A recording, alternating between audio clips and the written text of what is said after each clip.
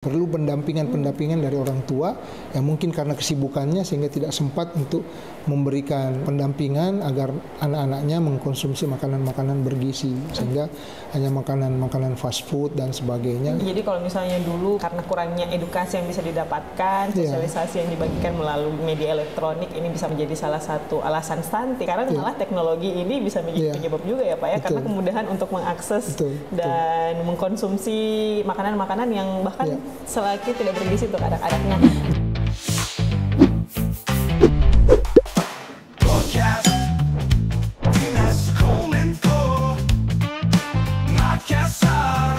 Pemirsa, kembali di podcast Kominfo bersama saya Nana Jamal dan Pak Walyadi Arwin, dan kembali kita ingin mengingatkan kepada pemirsa saat ini sebenarnya apa sih yang harus dilakukan oleh masyarakat untuk melindungi diri mereka dan keluarga mereka tentunya terkait dengan stunting ini sendiri, Pak. Iya. Jadi ada beberapa tips ya buat untuk masyarakat agar terhindar, ada mencegah stunting ya.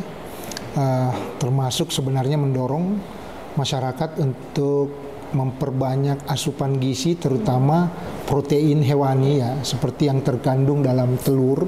Telur itu begitu banyak kandungan protein hewaninya, kemudian juga memastikan ya ibu-ibu hamil ini mendapatkan nutrisi yang cukup dan seimbang tentunya dengan makanan-makanan bergizi, menghindari makanan-makanan yang justru bisa berakibat menjadi masalah untuk ibu hamil tersebut, menghindari makanan-makanan yang tidak bergizi lah ya.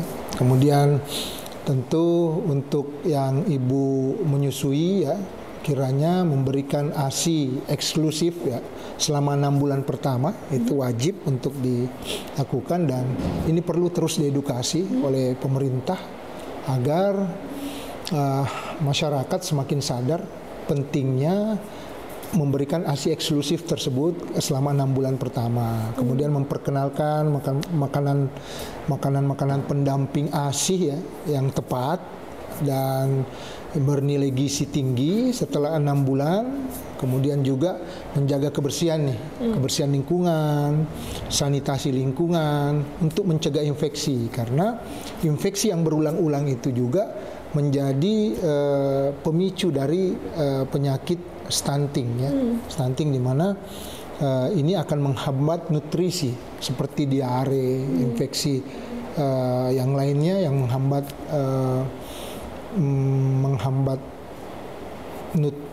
penyerapan nutrisi tersebut sehingga mengakibatkan semakin berpotensi untuk menjadi stunting. Kemudian juga tentu edukasi tentang praktik pengasuhan yang baik ya.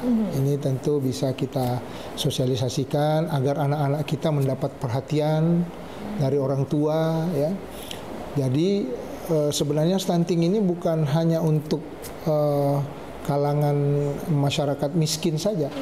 Bisa saja masyarakat yang berpenghasilan menengah ke atas juga bisa, karena diharapkan ada bimbingan ya, bimbingan yang senantiasa kepada anak-anaknya terkait dengan konsumsi makanan yang dibutuhkan anak-anaknya itu dipastikan memang makanan-makanan yang bergizi. Perlu pendampingan dari orang tua yang mungkin karena kesibukannya sehingga tidak sempat untuk memberikan pendampingan agar anak-anaknya mengkonsumsi makanan-makanan bergizi sehingga hanya makanan-makanan fast food dan sebagainya, sehingga ini juga menimbulkan potensi-potensi hadirnya stunting di keluarga tersebut. Jadi kalau misalnya dulu masalah teknologi itu juga karena kurangnya edukasi yang bisa didapatkan, sosialisasi yang dibagikan melalui media elektronik ini bisa menghambat dan juga bisa menjadi salah satu alasan stunting. Sekarang malah teknologi ini bisa menjadi penyebab juga ya Pak ya, karena kemudahan untuk mengakses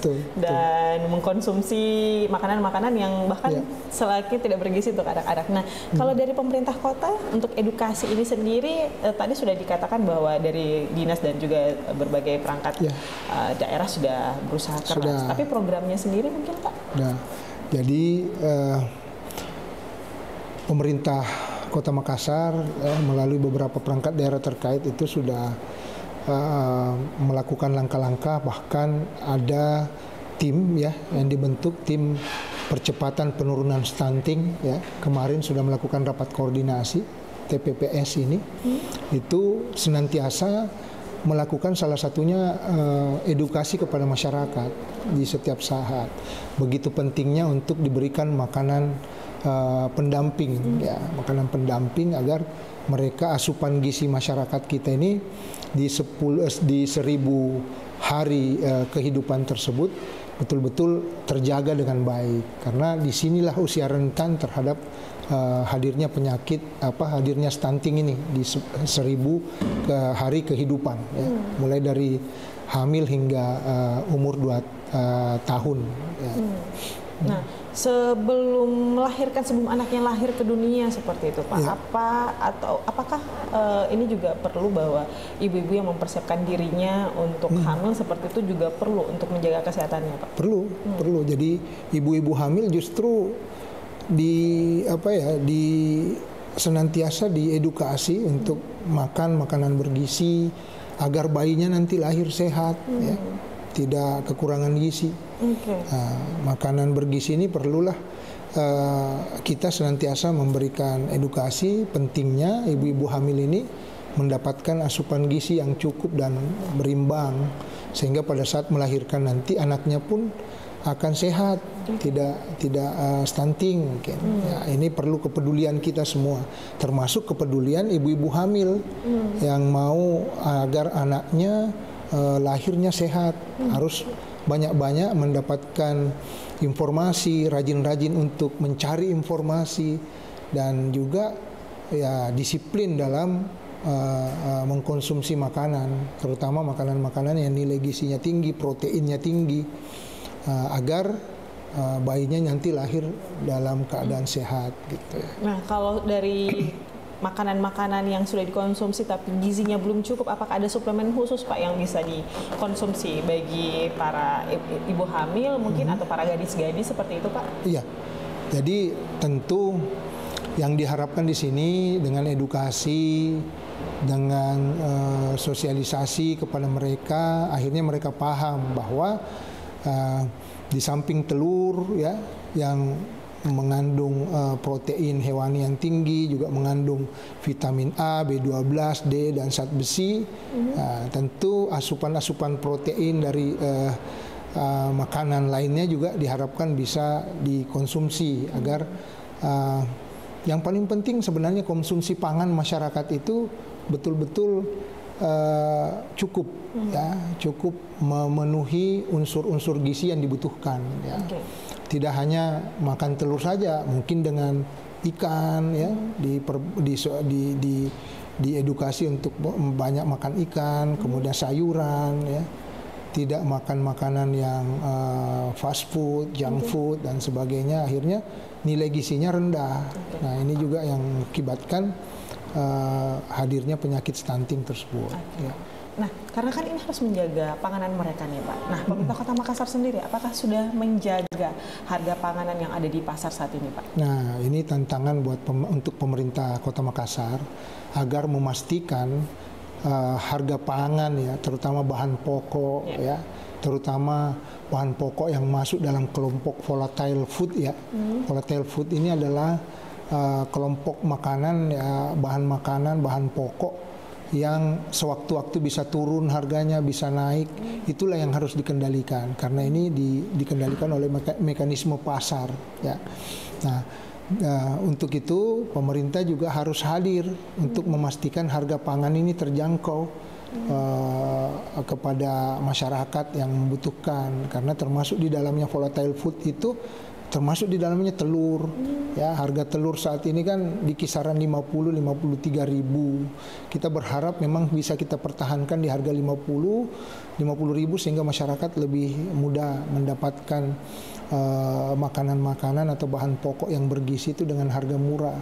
Nah, mungkin dengan intervensi-intervensi semakin memperbanyak kegiatan pasar murah yang dilakukan oleh pemerintah kota, menghadirkan gelar pangan murah seperti yang saya buka tadi, agar masyarakat mendapatkan bahan pokoknya itu dengan harga yang terjangkau. Nah, untuk menjaga keterjangkauan harga bahan pokok ini, pemerintah harus melakukan stabilisasi harga.